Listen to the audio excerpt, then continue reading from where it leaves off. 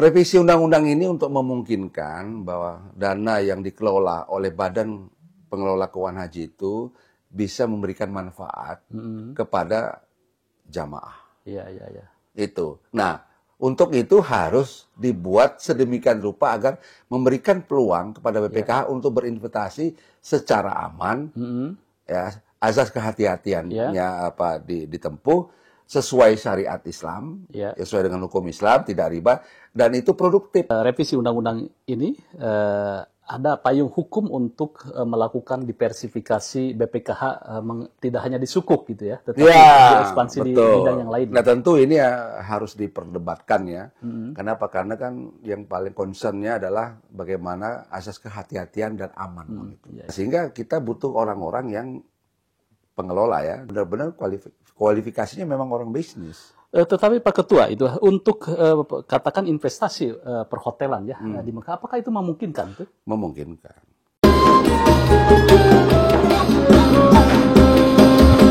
Assalamualaikum warahmatullahi wabarakatuh. Pemirsa pada Suara TV, sekarang saya berada di salah satu ruangan khusus di Komisi 8 dengan Ketua Panja, yaitu Bapak Abidin Fikri. Apa kabarnya Bapak? Alhamdulillah baik. Assalamualaikum warahmatullahi wabarakatuh. Waalaikumsalam. Ini adalah momentum yang sangat berharga buat kami. Kenapa? Menanyakan langsung tentang revisi Undang-Undang nomor 34 ya tahun 2014. Tahun 2014 ya. Terkait dengan pengelolaan dana haji dan pengelola haji ya. Iya, betul.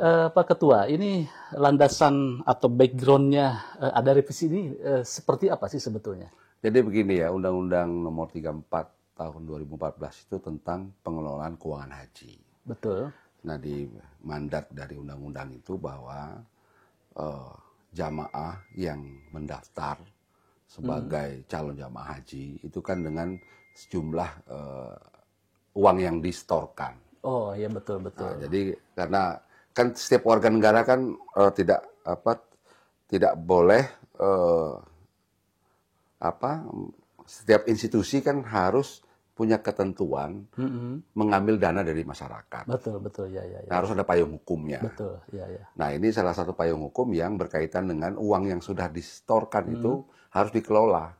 Tetapi harus berdasarkan undang-undang. Iya. Jadi retribusi aja berdasarkan, kalau di daerah berdasarkan perda kan. Ini uang rakyat, uang ini masa nggak berdasarkan undang-undang. Mau kemanakan gitu Mau dikemanakan uangnya, untuk apa gitu kan. Nah, oleh karena itu di Undang-Undang nomor 34 2014 itu mengatur tentang pengelolaan keuangan haji. Iya. Nah, setelah distorkan itu pengelolaan semacam apa? Iya. Nah, itu diatur di undang-undang di situ. itu. Nah, melihat dari perkembangan kondisi saat ini, memang Undang-Undang 34 tahun 2014 itu perlu ada perbaikan-perbaikan karena sesuai dengan dinamika masyarakat juga. Ya, betul. Ya, karena dunia sekarang kan regulasi yang berkaitan dengan perhajian itu selain dari disiapkan regulasinya di Indonesia juga berhubungan dengan Arab Saudi kan. Ya. Nah, sehingga kita harus kompetitif dan sesuai dengan dinamika perkembangan di Arab Saudi. Ya. Perubahan signifikannya apa itu, Pak Ketua? Yang berkaitan dengan pengelolaan investasi. Ya. Nah, kita kan dalam hukum Islam kan ada ketentuan-ketentuan khusus berkaitan dengan pengelolaan dalam bidang usaha. Ya harus sesuai dengan syariat, kan tidak boleh riba. Itu prinsip itu ya. Jangan uang yang disetorkan diinvestasikan lalu ada unsur riba. Nah, itu menyalahi. Nah, oleh karena itu dalam Undang-Undang 34 2014 itu investasinya itu dengan ketentuan yang aman dan risikonya kecil. Jadi tidak ada risiko kerugian. Kenapa? Itu uang dana masyarakat kan. Betul. Nah. Ya, kalau kemarin kan investasi BPKH itu kan di sukuk gitu ya, 7%. Apakah itu memberikan peluang bagi BPKH untuk berinvestasi di luar sukuk atau bagaimana? Sebenarnya disebutkan juga bisa juga investasi di usaha-usaha lainnya. Nah, tapi usaha-usaha lain ini kan agak samar ya. Betul. Tidak cukup bisa leluasa untuk dijalankan. Sehingga orang yang mengambil yang aman aja lah, yang sukuk lah gitu.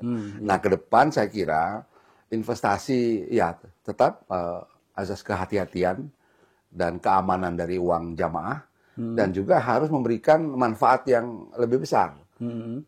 Manfaat yang lebih besar dalam dalam investasi tanpa mengingkari hukum Islam. Nah, misalkan contohnya begini, bagaimana sih investasi yang harus dilakukan yang bisa kompetitif untuk bisa memberikan manfaat dana yang disetorkan dikelola oleh Badan Pengelola Keuangan Haji. Ya saya kira harus masuk dalam semua ekosistem haji. Iya. Jadi apa sih ekosistem haji itu ya macam-macam ya. Gitu. Ya penginapan, ya hotel tentunya kan. Transportasi. Kemudian transportasi, kemudian akomodasi,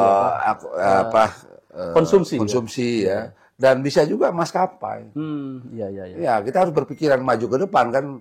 Apakah tidak mungkin Indonesia punya maskapai penerbangan yang memang khusus gitu kan menayani haji dan umroh. Ya. Ya itu kan bisa juga, misalkan apa yang kita punya, misalkan BUMN Garuda ya. Bisa juga gitu kan, atau punya sendiri. Nah ini juga salah satu terobosan menurut saya. Jadi kalau kita urai seluruh ekosistem haji, bisnis ekosistem haji sebenarnya banyak hal ya. Tentang kebutuhan diri kita saja ya Pak. Itemnya banyak Pak, apalagi untuk yang perempuan dan laki-laki. Iya. Termasuk ini ya, baju atau apa. Iya, kita ke sana butuh gosok gigi. Iya dong. Iya. Apalagi ke depan itu kan visi Indonesia 2030 ya. MBS itu mencanangkan itu untuk haji itu 6 juta. 6 juta jamaah. Oh. Jadi kalau sekarang posisi kita katakan 221.000 bisa jadi 3 kali lipat. Iya. Artinya 600.000, Pak. 600.000 orang naik haji, Pak. Iya. Itu sama dengan jumlah penduduk satu kabupaten di Indonesia bagian timur tuh, Pak. Satu kabupaten. Iya. 600.000, Pak. Jadi itu nah, itu butuh makan ya kan, butuh transportasi, butuh hotel, terus kemudian butuh konsumsinya. Ya, konsumsinya cita rasa Indonesia kan. Nah, kadang-kadang begini keluhan ya, misalkan saya dari dapil saya Jawa Timur gitu kan. Orang Jawa Timur kan asin dan pedas. Pedas ya. Di Arab tidak ditemukan. Nah, kemudian dikasih makanan katakanlah yang manis. Iya. Menurut orang Jawa Timur nggak enak itu. Nggak masuk. Gitu. Nggak enak itu berarti nggak cocok. Nggak cocok. Nah, berarti kita harus menyiapkan juga bagaimana konsumsi dalam hal penyediaan bumbu siap saji. Yang Nusantara ini sedemikian banyak. Nah ini salah satu model bisnis ekosistem haji yang bisa kita berdayakan. Jadi artinya revisi undang-undang ini ada payung hukum untuk melakukan diversifikasi BPKH tidak hanya di sukuk gitu ya, tetapi ekspansi di bidang yang lain. Nah tentu ini harus diperdebatkan ya. Kenapa? Karena kan yang paling concernnya adalah bagaimana asas kehati-hatian dan aman. Jadi spekulasi dalam bidang usaha itu harus sedemikian rupa risikonya sangat kecil. Ya. Nah sehingga kita butuh orang-orang yang pengelola ya, dalam hal ini adalah yang qualified yang Badan Pengelola Keuangan Haji itu yang benar-benar kualifikasinya memang orang bisnis. Tetapi Pak Ketua itu untuk katakan investasi perhotelan ya di Mekah, apakah itu memungkinkan tuh? Memungkinkan, sangat memungkinkan. Dan bisa direalisasikan? Bisa, asalkan katakanlah itu kita punya pendekatan khusus. Ya. Nah, kan misalkan sekarang ada kenapa usahawan Arab Saudi ya, Mesir, Turki, kalau bisa bangun hotel di situ. Kenapa kita enggak? Padahal jamaah kita terbanyak. Ya, artinya apa? Artinya kita perlu pendekatan khusus. Bagaimana sih sebenarnya regulasi Arab Saudi? Bagaimana sih kalau misalkan kita mau sebagai usahawan ingin membangun hotel di situ? Iya. Apa regulasinya di sana? Apa yang harus dipenuhinya? Apa nilai investasinya? Semacam apa? Nah itu kan harus kompatibel dengan kebijakan di Arab Saudi.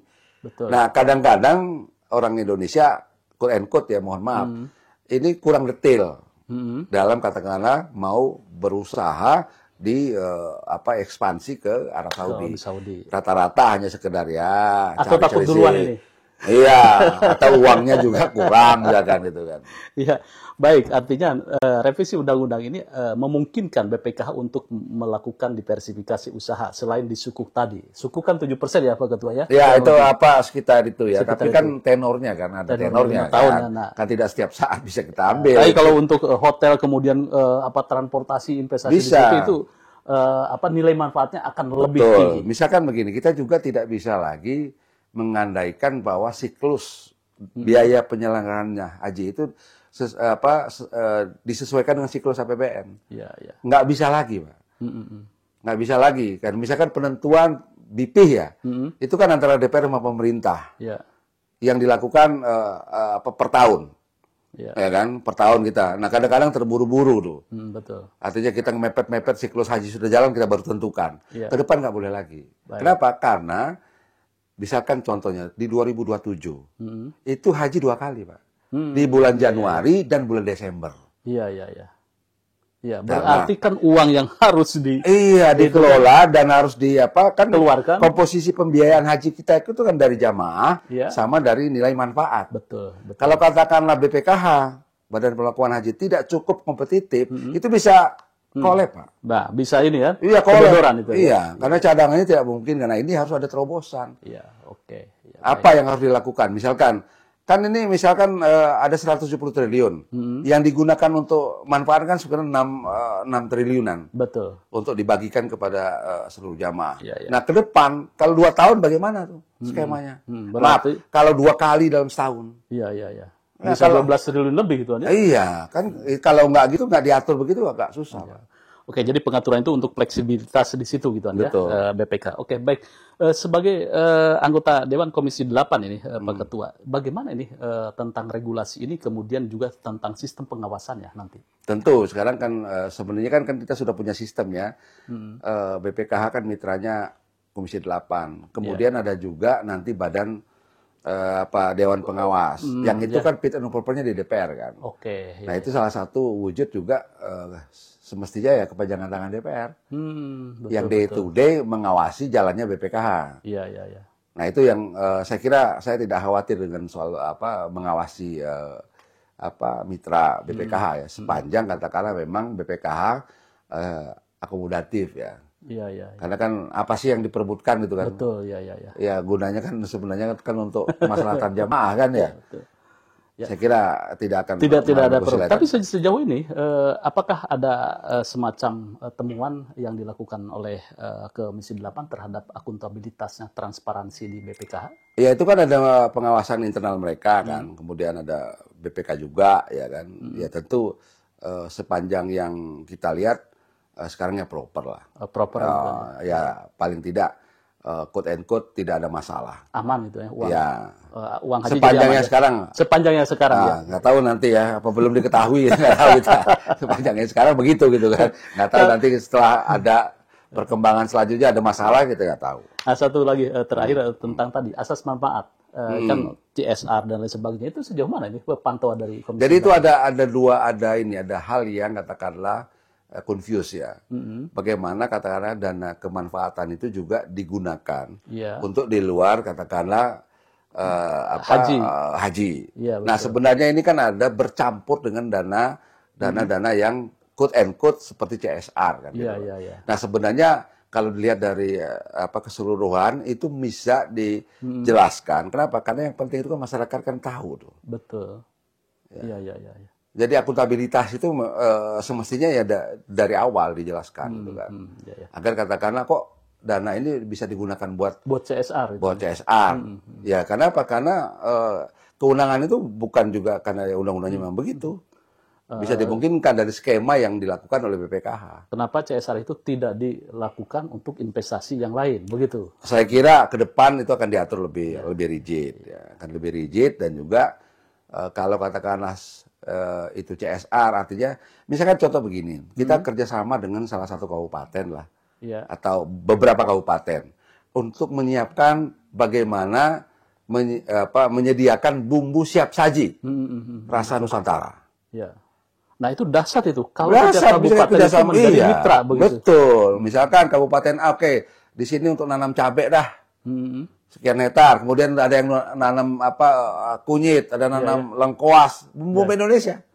Oh, Dan jadi itu nanti pabrikannya disiapkan. Ya, itu membutuhkan agar katakanlah orang Indonesia yang di haji dan umroh masakan Indonesia. Sekarang aja butuh bumbu siap saji 600 ton, Pak. Wow, 600 ton. 600 ton siap saji itu dari bermacam jenis makanan ya, jenis makanan, ada rawon, ada rendang, ada macam-macam. Jadi kalau ekosistem CSR ini dibuat sedemikian rupa sehingga keterlibatannya di hulu itu lebih produktif ya. Betul masyarakat. sekali. Ya. Baik, mungkin tentang konklusi bahwa revisi ini esensinya mungkin bisa dijelaskan sebagai closing statement. Revisi undang-undang ini untuk memungkinkan bahwa dana yang dikelola oleh Badan Pengelola Keuangan Haji itu bisa memberikan manfaat kepada jamaah. Iya. Itu. Nah, untuk itu harus dibuat sedemikian rupa agar memberikan peluang kepada BPKH untuk berinvestasi secara aman, ya, azas kehati-hatiannya ditempuh sesuai syariat Islam, sesuai dengan hukum Islam, tidak riba, dan itu produktif. Betul. Jadi tidak hanya sekedar ongkang-ongkang masukkan di sukuk gitu kan, BPKH dapat gaji besar gitu kan, tapi nggak ada terobosan, nggak ada inovasi, nggak ada kreativitas. Nah, ke depan harus memungkinkan itu, dan DPR akan mengawasi. Oke, secara secara detail itu. Baik, kita nantikan bagaimana revisi Undang-Undang Nomor 34 2014 tentang pengelolaan dan haji. Pengelolaan keuangan haji. Apakah nanti akan lebih progresif, kemudian juga menghasilkan manfaat yang lebih besar, kita nantikan. Dan jangan lupa kita terus pantau bagaimana pelaksanaan haji di 2025. Terima kasih Pak Ketua, sukses selalu. Terima kasih. Assalamualaikum warahmatullahi wabarakatuh.